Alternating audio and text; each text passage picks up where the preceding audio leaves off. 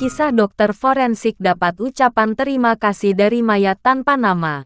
Belakangan ini, cerita dari dokter spesialis forensik Stephanie Yulianto mengenai pengalamannya saat bertugas menarik perhatian netizen.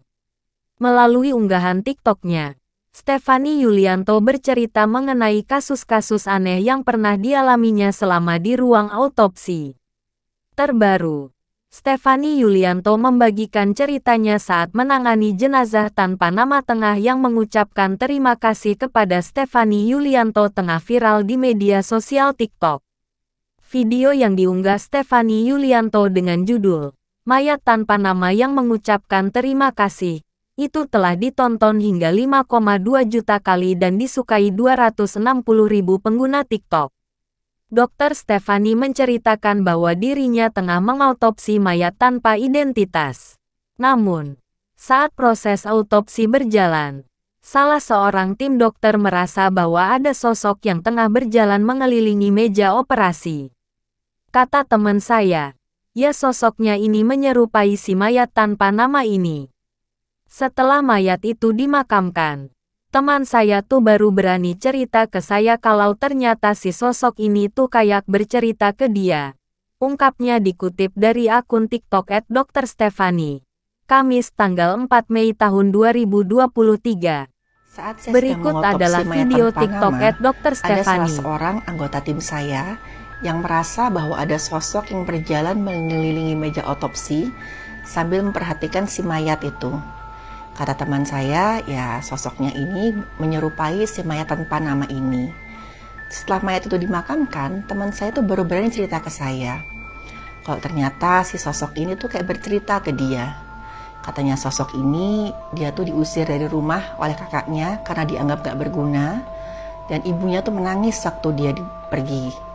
Terus dia tuh kangen sekali sama ibunya. Akhirnya beberapa hari kemudian kami memutuskan untuk datang ke makam mayat ini dan kami mendoakan dia di sana. Setelah kami mendoakan semua berjalan lancar, kami pulang ke rumah masing-masing. Beberapa hari kemudian waktu malam-malam saya mau tidur, itu saya ngerasa kayak ada sosok di samping tempat tidur saya. Dan sosoknya ini mirip dengan mayat tanpa nama yang saya otopsi itu. Dia cuma ngelihat saya, senyum, lalu menghilang. Dan saat itu dari luar jendela kamar saya dengar suara langkah kaki yang berjalan menjauh. Saat itu ya sekitar jam 1 malam lah waktu saya lihat jam. Misalkan teman-teman yang mendengar cerita ini juga mendengar ada suara langkah yang berjalan menjauh entah dari luar jendela kamar kalian atau dari luar rumah kalian, nggak usah takut. Itu mungkin dia hanya berterima kasih karena kalian sudah mau mendengarkan ceritanya. Kita doakan saja ya. Semoga mereka, siapapun itu, bisa mendapatkan ketenangan. Cerita lain dari dokter Stephanie.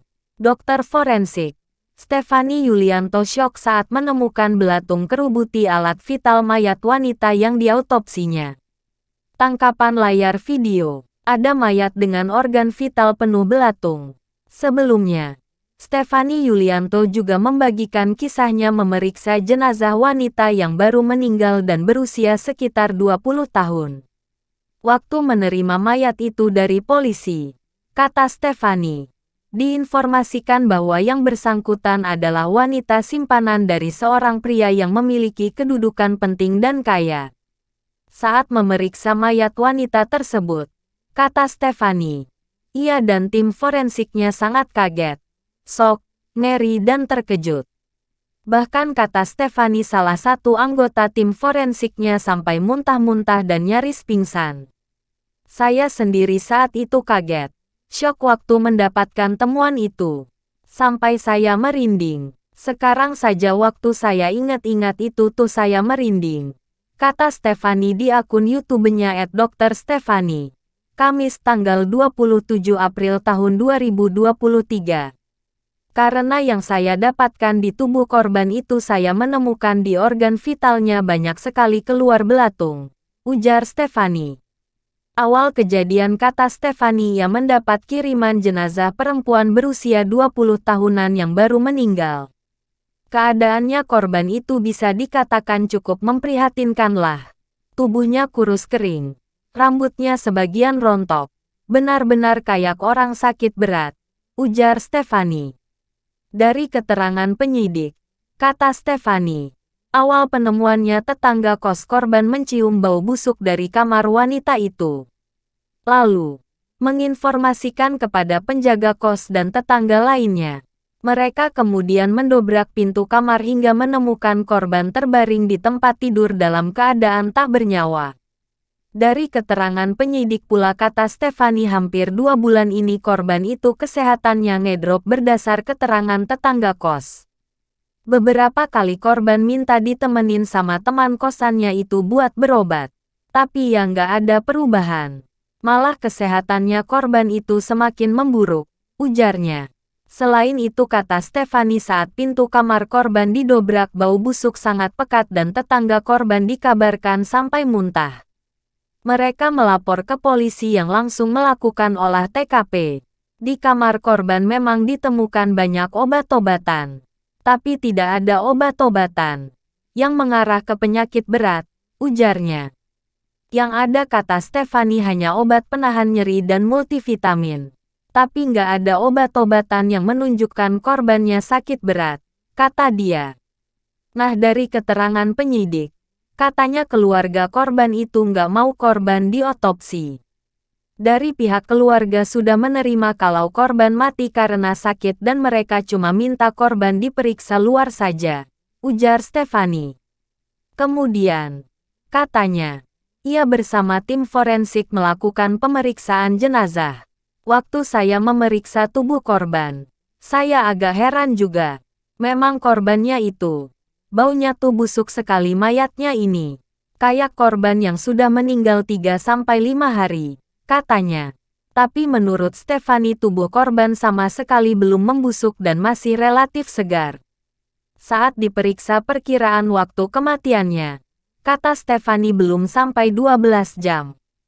Setelah kami melakukan pemeriksaan di tubuhnya itu, kami nggak menemukan luka-luka yang berarti. Ya ada luka sedikit aja lecet, tapi nggak ada tanda-tanda kekerasan yang mengarah ke tindak pidana, ujarnya. Namun ketika Stefani dan tim memeriksa bagian bawah tubuh korban, mereka mengalami kaget dan kengerian. Ketika kami memeriksa bagian bawah tubuh korban, apa yang kami temukan di situ benar-benar mengerikan dan bikin kaget. Sampai salah satu anggota tim saya itu muntah-muntah dan hampir pingsan, katanya. Dan saya waktu melihat bagian bawah tubuh korban itu, seluruh badan saya merinding. Saya kagetnya minta ampun, ujar Stefani.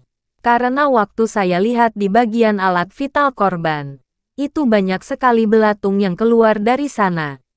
Setelah saya melakukan pemeriksaan ya saya laporkan itu ke penyidik. Katanya, dari keterangan yang akhirnya Stefani dapatkan, diketahui bahwa wanita tersebut adalah wanita simpanan atau sugar baby dari seorang pria yang memiliki kedudukan dan cukup kaya. Beberapa bulan sebelumnya, istri sah dari laki-laki tersebut sempat datang ke kos korban, melabrak korban dan saat itu korban sedang bersama si sugar babinya ini, katanya. Tapi waktu dilabrak katanya si pria justru membela korban. Dan bahkan istri sahnya diusir. Setelah kejadian tersebut dia menjalani kehidupan seperti biasa. Sama sekali tak terganggu, kata Stefani. Tapi, tidak lama setelah itu kesehatan korban mulai memburuk. Korban bahkan sempat berobat ke dokter hingga pengobatan alternatif tapi tidak kunjung sembuh hingga ditemukan meninggal dunia. Berikut adalah potongan video YouTube Dr. Stefani. Halo, saya Dr. Stefani. Saya seorang dokter spesialis forensik dan saya melihat apa yang tidak semua orang lihat. Salah satu kasus aneh yang pernah saya dapat di ruang otopsi itu ketika saya menangani satu kasus yang sekilas lalu seperti meninggal karena sakit biasa. Korbannya perempuan dan kabarnya dia itu merupakan selingkuhan atau sugar baby dari seorang laki-laki yang cukup punya kedudukan. Korban ini ditemukan dalam kamar kosannya dalam keadaan sudah meninggal dunia. Gara-gara ada tetangga di sebelah kamarnya itu yang curiga mencium bau busuk dari kamarnya korban. Kemudian dia dibantu sama penjaga kosan mendobrak pintu kamarnya korban, dan korban ditemukan dalam keadaan sudah meninggal dunia. Terima kasih telah menonton video ini. Apabila merasa terhibur dengan video ini, jangan lupa like, komen, share, dan subscribe. Sampai jumpa di video selanjutnya.